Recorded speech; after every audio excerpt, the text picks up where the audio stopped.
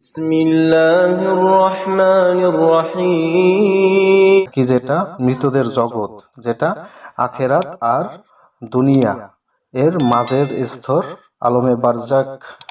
তো কাশফে বারজাক কি যেটা মৃতদের জগৎ, কবরের জগৎ, এই জগতের বাসিন্দাদের সাথে, নিজের আত্মীয় স্বজনদের সাথে এই কাশফের মাধ্যমে তাদের সাথে যোগাযোগ করা যায়। হ্যাঁ, এটা কখন যোগাযোগ করা যায়, কখন কোন টাইমে পৃথিবীর সাথে, এটা দুনিয়ার সাথে এবং আলমে বারজাকের সাথে মাঝের লেয়ারটা পাতলা হইয়া যায়, কখন এই সংযোগ তৈরি করতে হয়, এটা ইনশাল্লাহ সামনে বলে দেব আমি করে থাকি। তো কাশফ মূলত অনেকগুলো কাশফ আছে, কাশফের অনেকগুলো ধরন। কাশফ মানে হলো যে পর্দা সরে যাওয়া, অদৃশ্য বিষয় কিছুটা প্রকাশ পাওয়া, আল্লাহ তাআলা কারো অন্তরে বা অনুভব, এমন কিছু বুঝাইয়া দেন, এটা হচ্ছে যে এক কাশফ। তবে এটা ওহী না, ওহী নবী রাসূলগণদের কাছে আসতো। তো কাশফ অনেকগুলো, তবে যতটুকু পারি কাশফ সম্পর্কে ইনশাআল্লাহ আলোচনা করব, তারপরে কাশফের আমল দিব। তো প্রথমত হচ্ছে যে আপনার কাশফে ইলহাম, যেটাকে আসলে বলা হয় কাশফে ইলহাম, অন্তরে এটা হঠাৎ সঠিক কথা, সমাধান, সতর্কতা আসা, হ্যাঁ, মনে শান্তি আসা, গুনাহে টানে না, এই কাশফ হয়ে থাকে সাধারণত।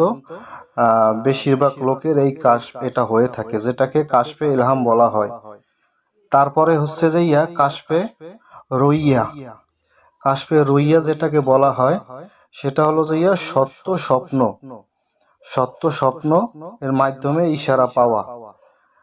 মাওলা পাক তাকে এই সত্য স্বপ্নের মাধ্যমে এমন কিছু জানাইয়া দিবে, যেটা ভবিষ্যতে দেখা যায় সেম ওই রকম ঘটনা ঘটবে, অথচ সে স্বপ্নের মাধ্যমে আগেই জানতে পারছে। আবার তার এমন কিছু ঘটনা হয়েছে তার সাথে, সে বুঝতে পারতেছে না এই ঘটনা কে ঘটাইলো, বা আমার এই জিনিসটা কে নিল, হ্যাঁ, বা আমার এই ক্ষতিটা কে করলো। তখন স্বপ্নের মাধ্যমে মাওলা পাক তাকে দেখাইয়া দিল। আর স্বপ্ন তো তিন ধরনের হয়ে থাকে আমরা জানি, একটা হচ্ছে আল্লাহর পক্ষ থেকে, একটা হচ্ছে শয়তানের পক্ষ থেকে, আর একটা হচ্ছে নিজের চিন্তা চেতনা কল্পনা দ্বারা স্বপ্ন হয়ে থাকে। তো আমরা কোন স্বপ্নটা আল্লাহর পক্ষ থেকে এটা বুঝবো কিভাবে? যে স্বপ্ন দেখার পর আমার মন মেজাজ ফুরফুরা থাকবে, হ্যাঁ, আনন্দ অনুভব করব, সেই স্বপ্নটা আল্লাহর পক্ষ থেকে। আর এর মধ্যে আবার কিছু স্বপ্ন আছে যেগুলো আল্লাহ সুবহানাহু ওয়া তাআলার পক্ষ থেকে সতর্ক করার জন্য কিছু স্বপ্ন দেখায়, যেটার মধ্যে থাকে ভয়, সেটাও বোঝা যায়। অবশ্যই যে মুমিন সে বুঝতে পারবে যে এটা আল্লাহ সুবহানাহু ওয়া তাআলা তাকে সতর্ক করছে, আল্লাহ সুবহানাহু ওয়া তাআলা তাকে সতর্ক করছে। এবং যেগুলো ভয়ের এবং বিভিন্ন আপনার খারাপ নেগেটিভ এরকম বিষয়গুলো স্বপ্নে দেখা হয়, এগুলো শয়তানের পক্ষ থেকে। আর মানুষ চিন্তা ভাবনা কল্পনা করে অনেক বিষয় নিয়ে, এগুলো ঘুমাইলে তখন যাইয়া দেখা যায় এই বিষয়গুলো নিয়ে অনেক সময় স্বপ্নে মানুষ দেখে। তো স্বপ্ন দেখার বিষয় বিজ্ঞানীদের মতে যেগুলো, ওইগুলো এখন আসলে এখন বলবো না, সময় পেলে কোনো এক সময় বৈজ্ঞানিক দৃষ্টিতে স্বপ্নের ব্যাখ্যা বা স্বপ্ন দেখার আসলে কারণ, এগুলোর বিষয় নিয়ে আলোচনা ইনশাল্লাহ করব। তো আমরা এখন আপাতত ধর্মীয় দৃষ্টিতে আমরা আলোচনা করতেছি। তারপরে কাশফে কলবি। কাশফে কলবি যেটা হৃদয়ের চোখ বা দিলের চোখ দিয়ে বুঝে ফেলা, অনুভব করা, হ্যাঁ, যেটা অনেকে বলে যে চোখে না দেখলেও বোঝা যায়, কলবি কাশফ যেটা।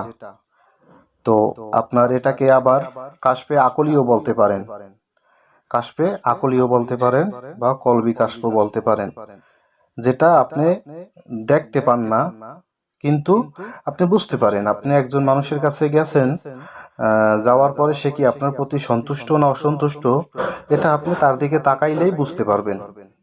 একজন ব্যক্তি আপনার সাথে কথা বলতে আছে, সে সত্য বলতেছে না মিথ্যা বলতে আছে, আপনি এটা ধরে ফেলাইতে পারবেন। হ্যাঁ, তো এরকম কিছু বিষয় আছে যেগুলো চোখের দ্বারা দেখা যায় না, কিন্তু আপনার কাশফে আকলির মাধ্যমে বা কাশফে কলবির মাধ্যমে এটা স্পষ্ট সে বুঝতে পারে। তারপরে কাশফে বাসিরা যেটাকে বলা হয় অন্তরে, হ্যাঁ, যেটা দেখা যায় আপনার দূরদৃষ্টি খুলে যায়, মানুষের কথা চরিত্র দেখে ভিতরটা আন্দাজ করা। এটা কাশফে কলবির চাইতে বা কাশফে আকলির চাইতে আরো অনেক উপরের স্তর।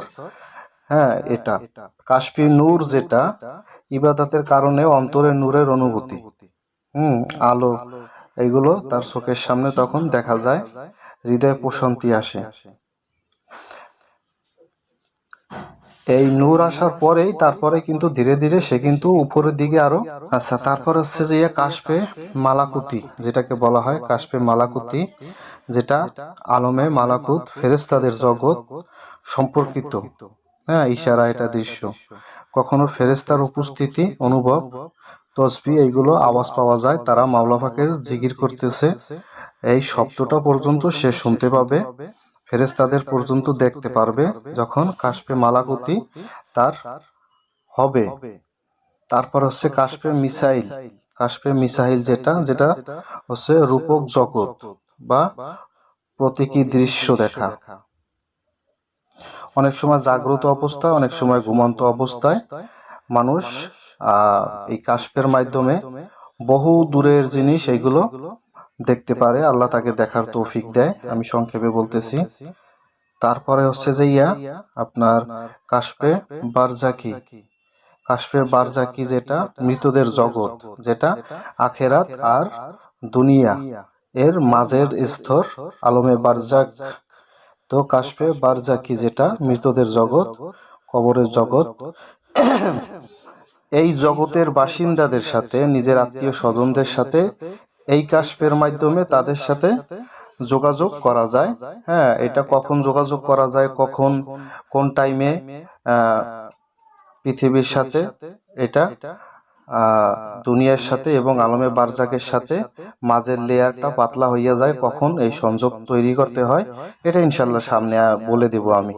এটা কখন করবেন, কোন নিয়মে করবেন, ইনশাল্লাহ আপনার পরিচিত আপনজন, হ্যাঁ, এই বারজাকে যারা আছে তাদের সাথে যোগাযোগ করতে পারবেন ইনশাআল্লাহ। তারপর হচ্ছে যে কাশফে সামিই, কাশফে সামিই যেটা, সেটা হলো যে ফেরেশতাদের আওয়াজ, ফেরেশতাদের আওয়াজ, তারপরে তাদের হচ্ছে যে চলাফেরা, হ্যাঁ, এইগুলো জিনদের চলাফেরা, এইগুলো হচ্ছে যে সে অনুভব করতে পারবে, বুঝতে পারবে, দেখতে পারবে। কাশফে বসিরা হচ্ছে যে চোখে কিছু দেখা, আলো, ছায়া, ইশারা ইত্যাদি, এইগুলো হয়ে থাকে কাশফে বসিরা যখন কারো হয়ে থাকে। তারপরে কাশফে গাইবি, যেটা অদৃশ্য বিষয় কিছু তথ্য জানা, এই ইঙ্গিত পাওয়া, এইগুলো আল্লাহ সুবহানাহু ওয়া তাআলার পক্ষ থেকে গাইবি ভাবে তাকে এইগুলো আল্লাহ তাকে জানাইয়া দেন। কাশফে কিতাবা, কাশফে কিতাবা হচ্ছে যে তার কাছে মনে হইবে বাতাসে লেখা দেখতেছে, আয়নায় লেখা দেখতে আছে, পানির উপরে লেখা দেখতে আছে, ধোঁয়ার উপরে লেখা দেখতে আছে। এইরকম তার সামনে লেখা ভাসবে, তার সামনে লেখা ভাসবে, এমন এমন জিনিস সে জানতে চায়, ওই জিনিসগুলো তার চোখের সামনে লেখা আকারে তার চোখের সামনে ভাসবে।